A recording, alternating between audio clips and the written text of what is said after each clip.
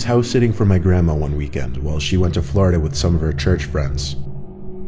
I was sleeping in the guest bedroom next to her room. The guest bedroom always had 2 twin beds inside of it that my brother and I would sleep in when we had sleepovers at her house.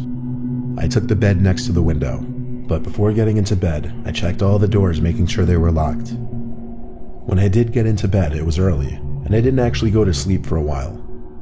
There wasn't much to do at my grandma's house.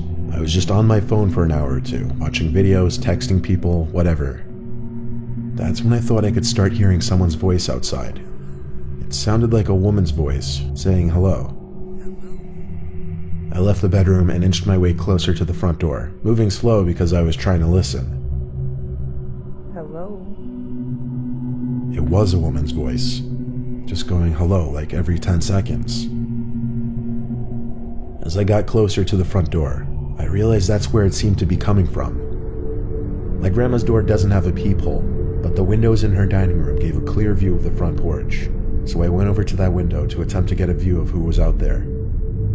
I tried peeking my head in between the plastic blinds without making it obvious, but I guess I didn't do a good job of that, because when I looked, I did see a woman on my grandma's stoop, and she was looking right at me, as if she knew I was going to be looking through those blinds.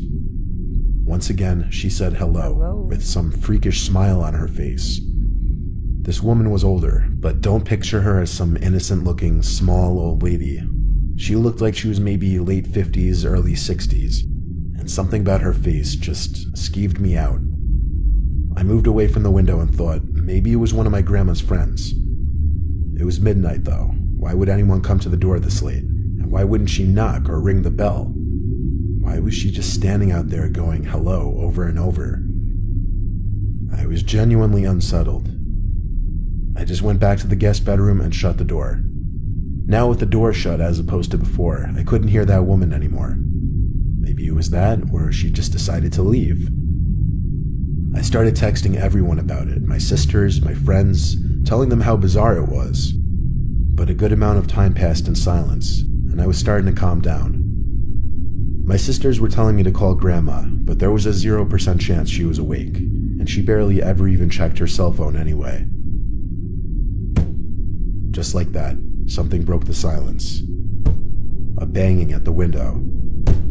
Not a knocking or tapping, banging. I felt that fierce pain in my chest area as my body entered that fight or flight mode. Shortly after the banging stopped, I heard that familiar voice say hello. With that boost of adrenaline, I guess I had the extra confidence to grab the blind and push it up. There I was, face to face with this horrifying older lady, with only a thin layer of glass between us. I screamed at her smiling, gross face, "I'm calling the cops." I pulled the blind back down and ran back outside to the living room. I looked around the house, then ran upstairs to box myself into the upstairs guest bedroom. I didn't want to actually call the cops. I don't know why. I wanted to just wait it out. I crawled into the bed in the upstairs guest bedroom and tucked myself under the covers. A couple hours later, I was still awake, and I finally only then went back downstairs to look outside each window. That freaky old lady seemed to be gone. The next morning, I called my grandma and told her what happened.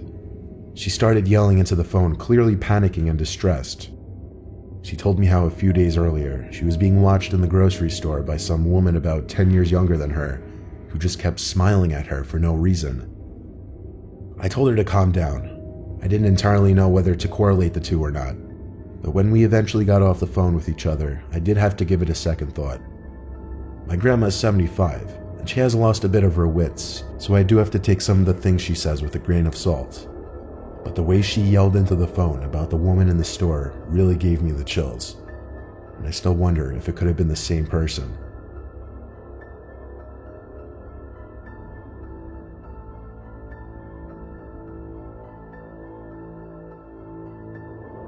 My name is Nicholas. I'm currently a freshman at Syracuse University, which doesn't exactly sit in the safest area.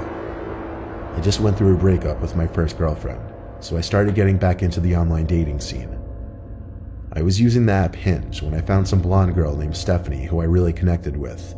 She also went to Syracuse. We both liked to read, go to the movies, we even had the same sense of humor. I suggested we go on a movie date, and she said she'd love to. She told me to meet her at some specific point near campus and she'd pick me up.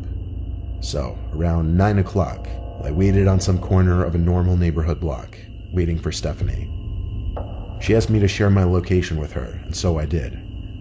A few minutes later, I saw a car turn down the street and start approaching me. Then it stopped in front of me, and the driver rolled down the window. It wasn't Stephanie, though, but some old random guy. He asked what I was doing alone out here, which was insanely weird, first of all. Then I said I was waiting for someone. He asked if I was waiting for Stephanie, and I said, yeah, how'd you know? He said he was Stephanie's father, and told me to hop in so he could give me a ride to her. I took a good look at him, and he looked a little old to be her father, to be honest. I'm no idiot when it comes to sketchy situations, so I said in a firm voice, why didn't you tell me you'd be picking me up? He claimed he didn't trust a random guy meeting up with his daughter, and wanted to meet me first. I took another good look at the man and didn't say anything. I simply started walking away in the opposite direction from where his car was facing.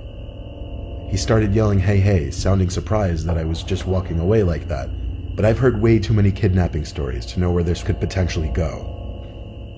I heard the guy's car moving, and I turned to make sure he wasn't doing a U-turn to follow me. I breathed a sigh of relief when he drove straight and turned left out of sight. I continued walking down the block towards campus. I got to the corner of the block and was just about to make a turn when I noticed what I was pretty sure to be the same car the man was driving, just parked on the side of the road with the light shut off. I briefly tried looking into the window as I passed, but the glass was tinted. I tried not making it obvious that I was suspicious and continued walking. I got a text from this so-called Stephanie person saying, why didn't you get in the car with my dad? I ignored the text and continued walking. I kept looking back to see if the car would move. When I got to an intersection in the road, I turned right and then full-on booked it in the direction of campus. Surprisingly, I wasn't followed. I made it back to campus out of breath and started walking to my dorm building. I felt like I heard footsteps following me, though. I thought maybe I was being paranoid, but when I heard a piece of broken glass being kicked by someone's shoe, I knew I was being tailed. I made a point of ducking down behind a van and stopping to give me time to listen for where their footsteps were coming. They were a few cars away from me. Then I remembered. I never stopped sharing my location with Stephanie, or should I say that man. I saw him. It was that old man. He was approaching from between two cars across from me. He yelled something that I didn't fully understand, but it sounded like he said, come back and I'll take you to her. He had to be like 60-something. There's no way he would catch me if I sprinted. I lost him easily when I ran, and made it back to my dorm room. My roommate wasn't there, so I had no one to talk to about it. But when I lay in my bed, I got another text from that man, and it was shocking. It said, you're a little piece of fucking shit. You're lucky you got away. I would have strangled your ugly ass. I still have the screenshot. I replied saying thanks for the threat, it's going straight to the police, and I blocked his number. I still have the conversation saved as evidence, and I plan on going to the police with it eventually. Hopefully they are able to do something about it.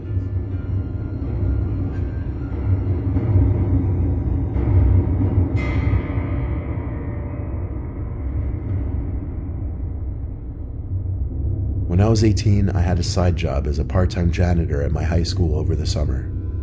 I would work sometimes days and sometimes nights, anywhere from 9 a.m. to 12 a.m., depending on how much money I needed. Oftentimes I would be left to lock up the building when the older janitors have left. This was a time before the high school had cameras installed in every single hallway. So one night, one of my superiors, Tom, had to leave early, meaning I'd be finishing up the rest of my shift alone, and I'd be locking up for the night. He told me to text him if I need anything, as he always did, and then he left. I loved it when I was left alone because usually I'd just do half an hour of work and then just hang around on my phone or leave early and still get paid for the whole shift. I definitely pushed it with the things I'd get away with at that place. One of the things Tom asked me to do before leaving was bring all the extra seats in the gymnasium from the assembly down to the basement storage room. So I figured I'd do that, then just go home. I grabbed a stack of 6 chairs and started carrying it down to the basement.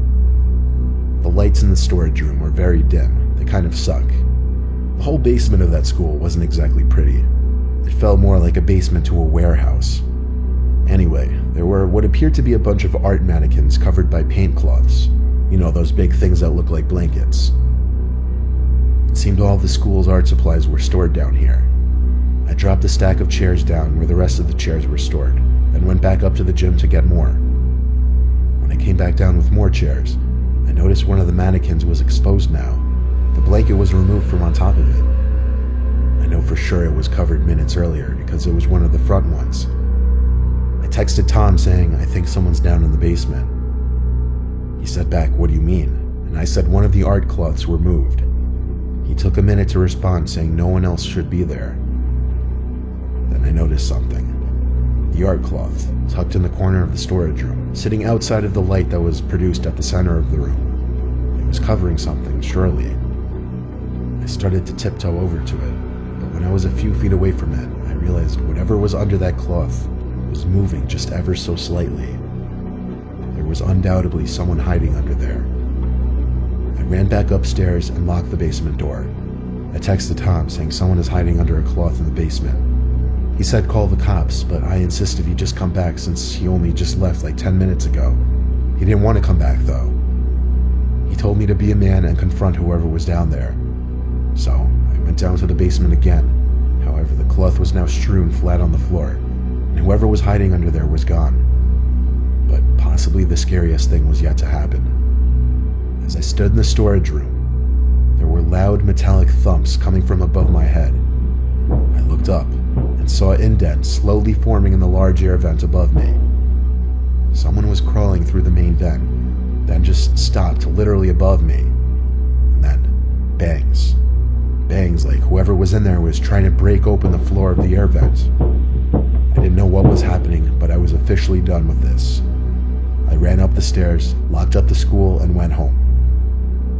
I told Tom the partial truth the next day, that I thought I saw someone in the corner and it was gone when I went back. And I claimed there was nothing else I could say. Thank God it was my last week there, so it wasn't my concern anymore.